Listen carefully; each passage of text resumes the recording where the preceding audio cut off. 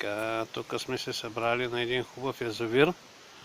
Сега ще покажем как се лови риба на някакъв нов метод.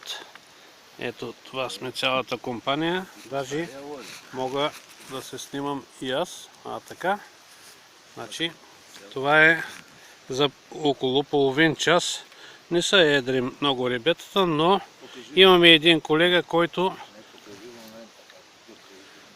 сега в момента... ето единия за момент. Сега ще покажем единия, после ще покажем другия колега, какво прави. Тук, ето, единия вади едно рибе. Понякога вади и по две, защото има две куки. Ама тук отсреща имаме човек, който като фани едно рибе не вади. Той вади, когато усети, че има тръпка. Колега, кога ще вадиш? Сега. Я да видим какво става тук. Малко му е дебела тоягата, но той е с някакви морски такъми. Направо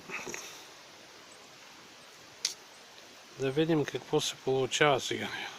Едно празно, две празни, 3 пълно, 4 пълно, 5 пълно, 6 пълно, 7. Браво! Това е истината. Така се правят по 100 рибета. Ето, гледайте какво става от 3 дупки. Това е майстора, Живко. Вече може да имаш и чакай, продължи. Ето го колегата. Колегата продължава, докато той извади чипарето. Колегата сега ще видим дали вади две или едно, защото той е само с две куки. Така, едно е.